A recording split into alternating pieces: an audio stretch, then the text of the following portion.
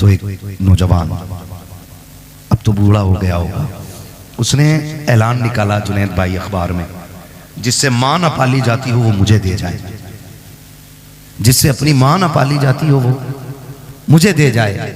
तो लोगों ने वो ऐलान पढ़ा और हैरत हुई, कहा जो लोगों से अपनी माँ नहीं पलती, ये ऐलान कर रहा है जिससे माँ नहीं पाली जाती हो मैं दे जाए।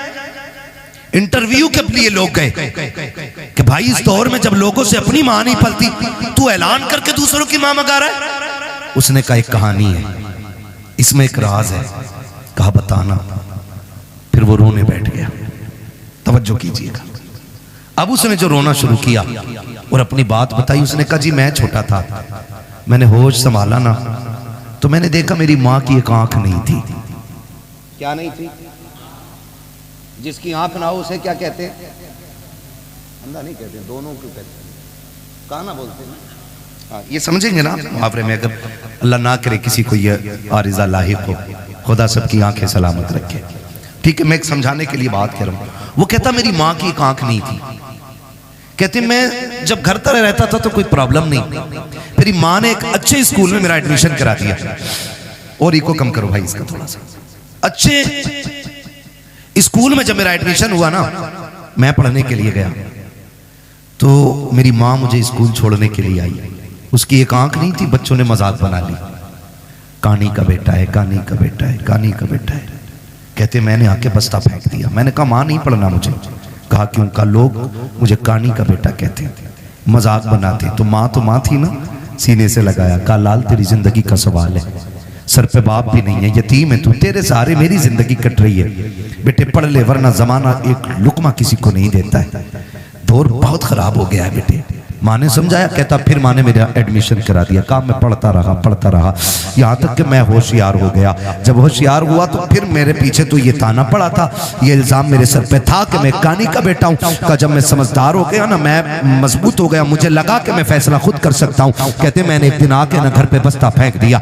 मैंने कहा माँ बहुत हो गया, अब मैं नहीं पढ़ सकता। मेरी माँ ने कहा लाल हो क्या गया? कहा माँ वही ताना जो बचपन से लेके आज तक मेरा पीछा नहीं छोड़ रहा है। ए माँ आज भी स्कूल जाता हूँ ना, लोग कानी का बेटा कह के आवाज देते। माँ बता मैं नहीं पढ़ना चाहता। माँ ने कहा बेटे कोई तो सूरत होगी जो तू पढ़ ले। बेटे पढ़ाई आधी से ज्यादा हो गई है, जिंदगी तबाह बर्बाद न कर। बच्चे ने कहा एक शर्त है। कहा क्या? कहा तू मुझे छोड़ के चली जा या मैं तुझे छोड़ के चला जाता हूँ, तुझसे आज के बाद मेरा कोई रिश्ता नहीं रहेगा। अगर यह शर्त मंजूर है तब मैं पढ़ने के लिए जाऊंगा। जब इतनी बात बेटे ने कही है, खुदा की कसम हजारों बिजलियां माँ के कलेजे पे गिर गई थी। कौन सा दर्द था जो आज माँ को याद नहीं आ रहा था? कौन सा एहसास था जिसने आज माँ को रुलाया नहीं था? जब बेटे ने इतना कहा कि इस शर्त पे पढ़ाई होगी कि तुझसे मेरा कोई रिश्ता नहीं। माँ तो माँ होती है, तू बीवी को लेके उड़ के जाके कहता है मेरी माँ ने इजाजत दी है, तूने तो कुछ भी नहीं मांगा, जो इसने मांग लिया था। इसने कहा आज के बाद तेरा मेरा कोई रिश्ता नहीं है। नौजवान कहता मेरी माँ ने कहा ठीक है शहजादे, आज के बाद तेरा मेरा कोई रिश्ता नहीं। उसने कहा माँ कोई पूछे भी तो बताना मत, मैं तेरा बेटा हूँ और ना मैं कहूंगा तू मेरी माँ है। माँ ने अपनी आंखों में आंसू लिए, बेटे से जुदाई बर्दाश्त कर ली। वक्त बदलता गया, बेटा पढ़ता चला गया। फिर अल्लाह ने अच्छी नौकरी दी, शादी भी हो गई, अच्छी दुल्हन मिल जाती है। अल्लाह ने इसको एक बेटा अता किया। जब बेटे की खबर माँ को पहुंची है, कई बार इस बेटे को देखने के लिए माँ बेटे के दरवाजे तक आई है, लेकिन गैरत ने कदम रोक दिए थे। हिम्मत जवाब दे गई, अपने बेटे को माँ बेटा ना कह सकी, पलट के वापस आ गई। चंद साल फिर बीत गए। फिर एक दिन माँ ने सोचा अब दुनिया से जाने वाली हूँ, क्यों ना अपने बेटे का चेहरा देख के आ जाऊं। माँ ने कदम उठाए गए, कलेजे पे बर्दाश्त का पत्थर रखा, बेटे के दरवाजे पे आके खड़ी हो जाती है। दस्तक दी, अंदर से इस बूढ़ी का पोता निकल करके आया। उसने कहा क्या बात है? कहा मुझे इस घर के मालिक से मिलना है। बच्चे ने अंदर जाके कहा अब्बा जी कोई औरत आई है, उसकी एक आंख नहीं है, आपसे मिलना चाहती है। जब इतनी बात सुनी है, उसने कहा उससे जाके कह दो मैं घर पे नहीं हूँ। जब बच्चा पलट के आके कहता है मेरा बाप घर पे नहीं है, अल्लाह अकबर। माँ ने आंखों में आंसू भर के बच्चे से कहा था बेटे तू कौन है उसका? कहा मैं उसका शहजादा हूँ। माँ बेसाख्ता हो करके अपने पोते को सीने से लगा लेती है। याद रखिएगा माँ बाप को औलाद प्यारी होती है, लेकिन बुजुर्गों ने कहा है पूत से ज्यादा पोते प्यारे हुआ करते हैं। वजह यह नहीं होती है कि वो रोटी देंगे, वजह यह नहीं होती है कि बुढ़ापे का सहारा बनेंगे। इसलिए पूत से पोते प्यारे होते हैं क्योंकि माँ बाप को अपने पोते के अंदर अपने बेटे का बचपन नजर आया करता है। नारे तकबीर, नारे रिसालत, मसलके आला हजरत, मसलके आला हजरत, हजरत मुफ्ती हम्माद साहब किबला, नारे तकबीर, नारे रिसालत। वाह वाह, जवाब नहीं। इसलिए पोते पूत से प्यारे होते। मैं बहनों से कहूंगा, ये आई बैठी हैं, कई बार ऐसा होता बूढ़ा ससुर पोते को गोद में ले लेता है ना। आजकल तो जेंटलमैन है ना, बहुत पढ़े लिखे लोग हो गए सब, ऐसे पकड़ के खींचती है, उठ यहां से, देखता नहीं से सांस का मर्ज है, इसके मुंह में थूक आता है, इसकी आंखें गंदी रहती हैं। यही वजह है कि हम पढ़ाने के बाद भी अपनी औलाद को इंसान नहीं बना पाए। गलत नहीं कह रहा हूं। जिन लोगों को किताबें ना मिली, बूढ़ों का दामन मिल गया, वो आज भी इंसान है। और जिन्हें किताबें मिली, बुजुर्गों का दामन न मिल सका, वो पढ़ लिख कर भी जानवर से ज्यादा बदतर है। इसलिए कि इल्म किताबों से मिलता है, लेकिन तजर्बा बुजुर्गों की बैठक से मिला करता है। बेशक, वाह वाह, क्या बात है। गोद से खींच लाती है, गोद से। मजाल है जिसमें दादा ने खाना खाया, उसमें पोते को खाना दे दिया जाए। ऐसे उठा के पलट बुड्ढे के आगे की नल के आगे फेंकी जाती है, जैसे कुत्ता मुंह डाल के गया हो। किस इंसानियत की बात करते हो आप? किसे तरक्की कहते हो? वो अंधेरा की भला था कि कदम राह पे थे, रोशनी लाई है मंजिल से बहुत दूर हमें। पहले घर कच्चे थे लेकिन रिश्ते पक्के थे, आज घर पक्के हो गए, रिश्ते कच्चे हो गए जी। ये वजह है। सगा बाप जिस प्याले में सालन खा ले, जिस प्लेट में खाना खा ले, बेटा उसमें खाना खाने तैयार नहीं। अब्बा के आगे का गिलास बेटा धो के पानी पीता है, मौत नहीं आ जाती? कह रहा नहीं, इससे बीमारी फैलेगी। मेरे नबी ने फरमाया सूरुल मोमिन शिफाउन, और जालिम मोमिन के जूठे में शिफा होती है। उससे किसने कह दिया कि इसमें बीमारी है? आज बाप के जूठे बर्तन में बेटे पानी नहीं पीते। मुझे बताओ, दौर बहुत करीब है। हमने 2000 सन 2000 के बाद का जो दौर हमने देखा है ना, इससे पहले कभी ऐसा दौर नहीं आया। इससे पहले कभी ऐसा दौर नहीं आया। आज कंडीशन ये है कि 25% लोग कैंसर के मरीज हैं।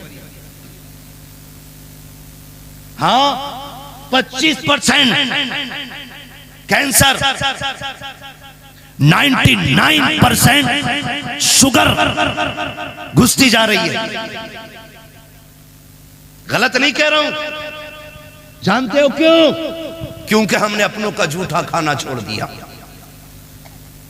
आज तो 4 भाई एक दस्तरखान पे बैठे होते तो 4 अलग अलग प्लेटें लगती हैं।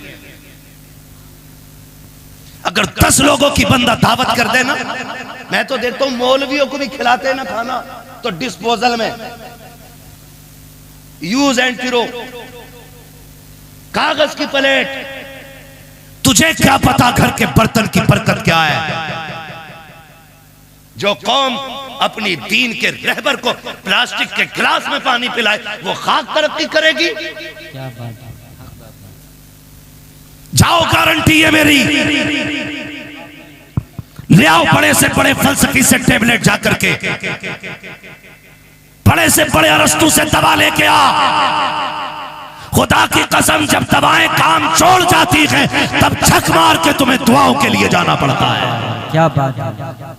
इसलिए कि जो काम दवाएं नहीं करती हैं, वो काम दुआएं किया करती हैं। लेकिन आज हुआ क्या? कंडीशन देखो, सगे भाई भी बैठे ना, प्लेटें अलग अलग है, गिलास अलग अलग है। एक गिलास रखो तो हमारी कौम उसको समझती है कि ये जिहालत है कि 4 लोगों के बीच एक गिलास। जानते हो, जब मोहम्मद बिन कासिम पहली मर्तबा इस मुल्क में आया, कोई एक्टर नहीं था, कोई डिजाइनर नहीं था, हुजूर के दीन का सिपाही था, हीरो था इस्लाम का।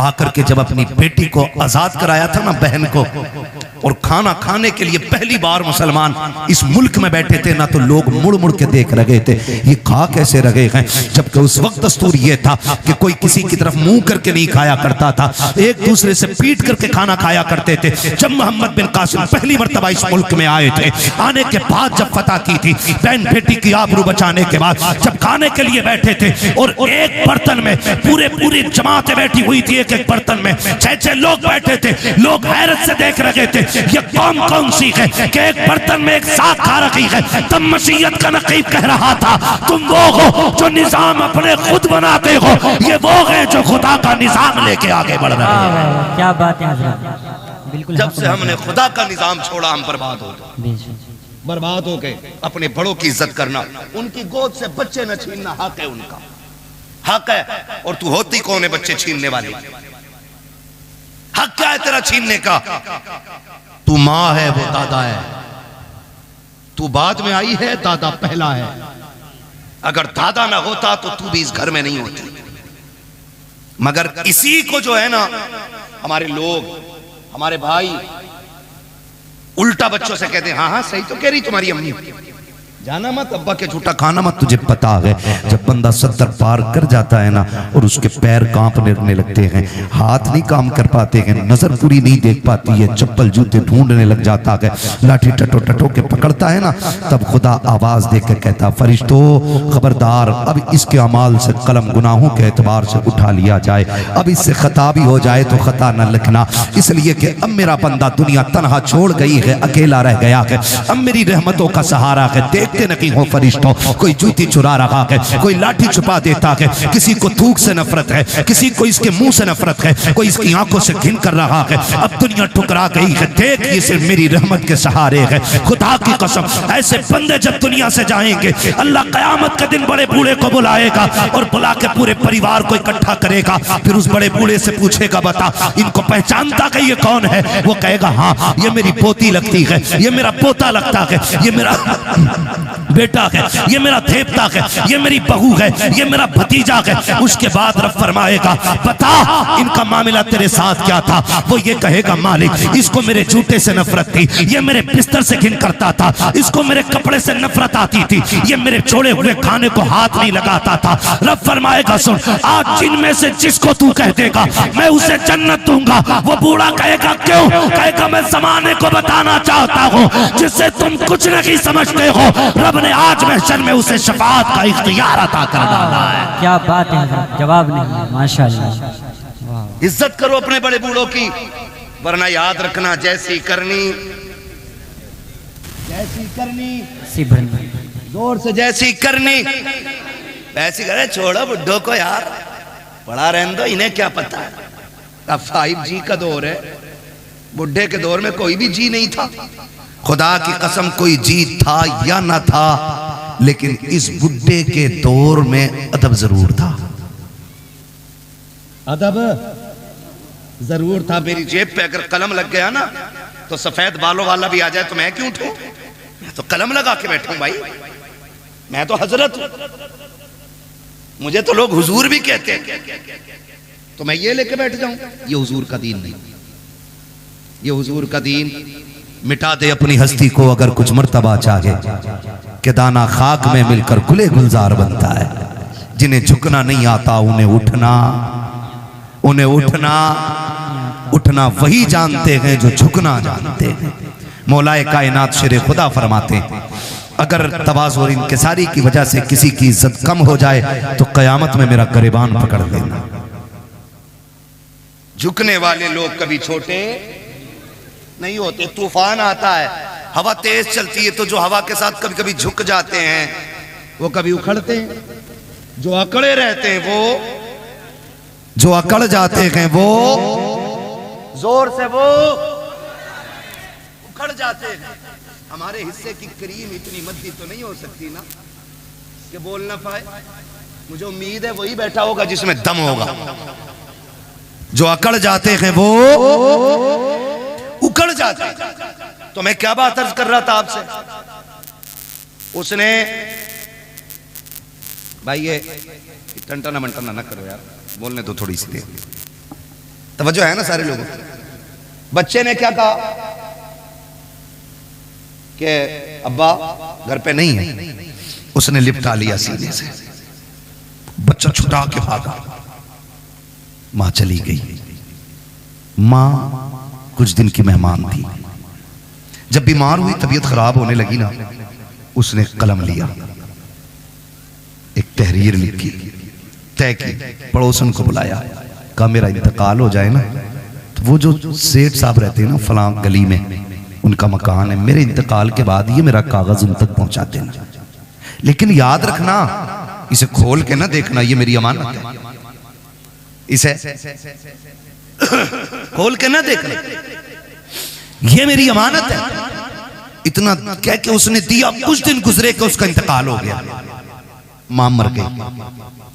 कुछ दिन के बाद उस औरत को ख्याल आया, ये जो बूढ़ी गई है ना, इसने कागज भी तो दिया था जो फला अमीर के घर जाके देना था। उसने वो कागज लिया, लेकर के दरवाजे पे गई, अल्लाह अकबर, दस्तक दी, आवाज आई, बच्चा निकल के आया। फिर वही बच्चा कौन है? कहा कि जाओ तुम्हारे बाप से मिलना है, उनको भेजो। कहा, उसने पूछा कौन है? कहा औरत है। कहा आंखें कैसी? कहा आंखें तो सलामत है। उसने कहा फिर मेरी माँ तो नहीं होगी। ये सोच के दरवाजे पे आया, देखा एक अजनबी औरत को खड़े देखा। खातून कैसे आना हुआ? कोई जरूरत कुछ लेने आई हो? कहा नहीं। कहा फिर? कहा ये मेरे पास तेरी अमानत रखी हुई है। कहा मेरी अमानत? कहा हाँ। उसने जैसी वो कागज लिया और उसके लिफाफे को देखा ना, उसने उसमें माँ का नाम पढ़ा हुआ था।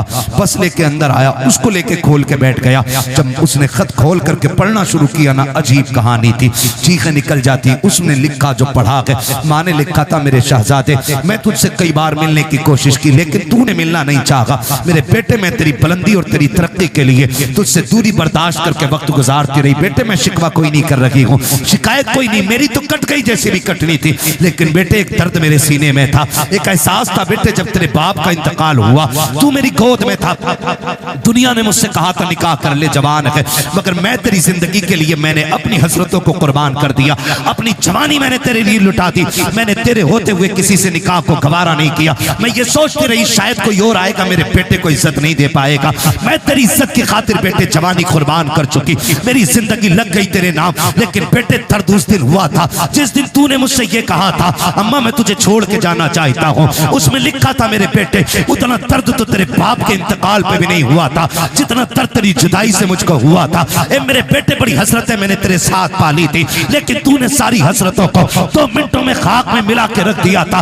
मेरे बेटे तू मुझे छोड़ के चला गया, तेरी नाराजगी की वजह सिर्फ इतनी थी कि मेरी एक आंख नहीं थी और लोग तुझे कानी का बेटा कहते थे। कहा बेटे आज इस रात से पर्दा हटा रखी हूँ, जिस आंख की वजह से तू मुझे छोड़ के गया है, आज इस आंख की कहानी भी सुन ले। उसमें लिखा था मेरे बेटे, मेरे शहजादे, कान खोल के सुन, तेरे बाप का इंतकाल हो चुका था, तू मेरी गोद में आ गया था, मुझे घर के काम भी करने थे, तुझको भी संभालना रहता था। एक दिन मुझे पानी लाना था या कोई काम था, मैं तुझे पालने में बैठा के चली गई। मैं काम से गई, लेकिन इत्तेफाक ये कि तू जिस पालने में लेटा हुआ था उस पालने के नीचे कील पड़ी हुई थी। अचानक तूने उछाल मारी और पालने से नीचे आ गया। बेटे मैं तो काम में थी, न जाने वो कौन सी मनहूस खड़ी थी जो तेरी आंख में कील लगी। मैंने तेरी चीख सुनी, दौड़ के आ गई। बेटे मैंने तेरी आंख में कील देखी, मैं बेकरार होकर डॉक्टर के पास लेकर के गई। मैंने डॉक्टर से जाके कहा था डॉक्टर मेरे बेटे की आंख में चोट लग गई है। उसने जब कील देखी मुझसे कहा अफसोस तेरा बेटा जिंदगी में कभी देख नहीं पाएगा।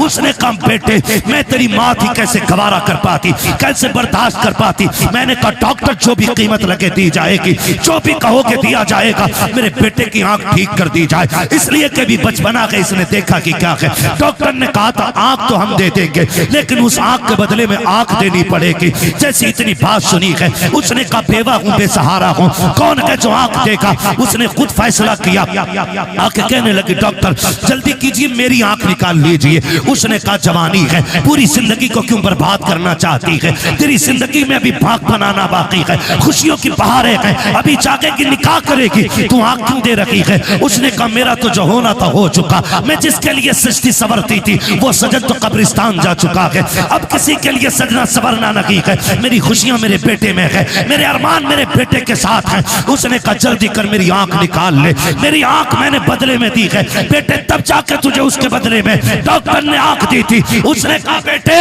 तू ये पूछता रहा कि मेरी आंख कैसे गई है, सुन ये मैंने आंख लुटाई है तब जाके तूने इसके बदले में रोशनी पाई है। इस आंख की वजह से तू मुझे छोड़ के जा चुका है बेटे। मैं शिकवा नहीं करती, शिकायत नहीं करती, का जब कभी याद आ जाए तो हाथ उठा लिया करना, तेरे मुंह से दुआएं निकलेंगी, कब्र में तेरी माँ को ठंडक और सुकून महसूस हो जाया करेगा। नारे तकबीर, नारे रिसालत, मकामे वालिदैन, मकामे वालिदैन, मुफ्ती हम्माद साहिब किबला, नारे तकबीर।